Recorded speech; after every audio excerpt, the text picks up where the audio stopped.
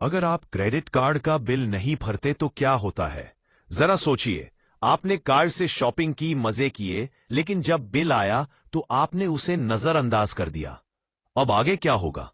क्या बैंक भूल जाएगा? क्या पुलिस आपके घर आ जाएगी? या क्या कोई ऐसा लीगल रास्ता है जिससे आप पूरे पैसे, पेनल्टी और इंटरेस्ट से बच सकते हैं? आज हम आपको पूरा सच बताएंगे, स्टेप बाय स्टेप, कि अगर आप इंडिया में क्रेडिट कार्ड का बिल नहीं भरते तो क्या होता है। और सबसे जरूरी, वीडियो के आखिर तक बने रहिएगा, क्योंकि मैं आपको कुछ ऐसे लीगल तरीके भी बताने वाला हूं जिनसे लोग असल में बच निकलते हैं। स्टेप 1, पहला मिस्ड पेमेंट। पहली बार तो आपको लगेगा कि कुछ खास नहीं हुआ, लेकिन जैसे ही ड्यू डेट निकलती है, बैंक तुरंत आपसे लेट पेमेंट चार्ज वसूलता है और इसके साथ ही आपका बकाया बैलेंस पर लगने लगता है इंटरेस्ट। वो भी छोटा मोटा नहीं, बल्कि 30 से 45% सालाना तक। जी हां, इंडिया के सबसे महंगे इंटरेस्ट में से एक। स्टेप 2, क्रेडिट स्कोर का नुकसान। असल चोट यहीं से शुरू होती है। इंडिया में आपका सिबिल स्कोर आपकी फाइनेंशियल पहचान है। एक भी मिस्ड पेमेंट और आपका स्कोर 50 से 100 पॉइंट्स तक गिर सकता है। और एक बार स्कोर गिरा तो फिर होम लोन, कार लोन, यहां तक कि छोटे छोटे ईएमआई लोन भी रिजेक्ट हो सकते हैं। Step 3, collection pressure.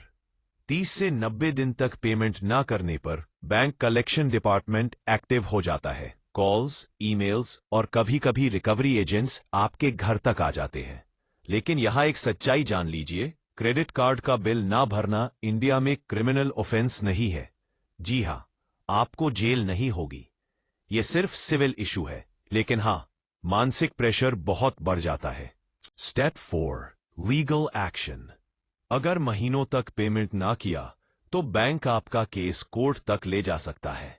वहां सिविल केस चलेगा और जज आपके खिलाफ रीपेमेंट का ऑर्डर पास कर सकते हैं। कभी कभी आपकी सैलरी या प्रॉपर्टी तक अटैच की जा सकती है।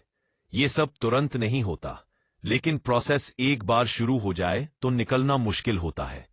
लीगल रास्ते कैसे बच सकते हैं? अब आते हैं उस हिस्से पर जिसका आप इंतजार कर रहे थे। क्या कोई इंसान सच में लीगली बच सकता है? Number 1, debt settlement. आप बैंक से बात करके पूरी रकम से कम पर मामला सेटल कर सकते हैं। उदाहरण, 1 लाख देना था, लेकिन बैंक मान गया 60,000 रुपए में। नुकसान, आपकी सिविल रिपोर्ट पर सेटल्ड लिखा जाएगा, क्लोज्ड नहीं। मतलब भविष्य में बैंक भरोसा नहीं करेंगे। Number 2, EMI conversion restructuring. आप बैंक से कह सकते हैं कि बकाया रकम को ईएमआई में बदल दें, जिससे इंटरेस्ट कम हो जाए। बैंक भी चाहेंगे कि धीरे धीरे सही, लेकिन पैसा वापस आए। नंबर 3, इंसॉल्वेंसी पिटिशन, दिवालियापन का केस। इंडिया के इंसॉल्वेंसी एंड बैंक्रप्सी कोड 2016 के तहत अगर आपके ऊपर बहुत कर्ज है और आप चुका नहीं सकते, तो आप पर्सनल इंसॉल्वेंसी फाइल कर सकते हैं। कोर्ट आपको रिकवरी एजेंट से बचाएगा और आपके कर्ज को रिस्ट्रक्चर या आंशिक माफ भी कर सकता है। लेकिन ध्यान रखिए, आपको आधिकारिक रूप से इंसॉल्वेंट घोषित कर दिया जाएगा। इसका असर आपके आने वाले सालों पर पड़ेगा।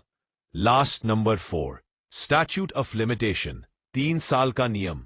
इंडियन कानून कहता है कि बैंक के पास डिफॉल्ट की तारीख से 3 साल तक केस फाइल करने का समय होता है। अगर वो इस समय में केस नहीं करते तो कानूनी केस टाइम बार्ड हो जाता है। लेकिन इससे कर्ज खत्म नहीं होता। बैंक पॉज और रिकवरी प्रेशर फिर भी डाल सकते हैं। Long term reality check. तो हर रास्ते है, लेकिन हर रास्ते की कीमत है। सेटलमेंट से आपकी क्रेडिट हिस्ट्री खराब हो जाएगी। इंसॉल्वेंसी से आपको दिवालिया घोषित कर दिया जाएगा। और 3 साल इंतजार करने का मतलब है लगातार परेशानियां और आपकी पूरी क्रेडिबिलिटी का अंत।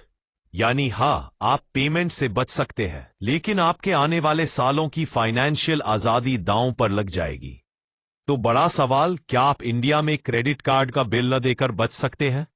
जवाब है हां, लीगली बच सकते हैं, लेकिन यह आपके आने वाले भविष्य की भारी कीमत पर। सबसे समझदारी का रास्ता यही है, भागने के बजाय बैंक से बात कीजिए, नेगोशिएट कीजिए और ईएमआई या रिस्ट्रक्चरिंग का ऑप्शन लीजिए। अगर ये वीडियो आपको मददगार लगा हो तो लाइक बटन दबाइए, अपने दोस्तों के साथ शेयर कीजिए और चैनल को सब्सक्राइब कीजिए ऐसे ही और फाइनेंशियल सच जानने के लिए। स्मार्ट रहिए, फाइनेंशियली फ्री रहिए।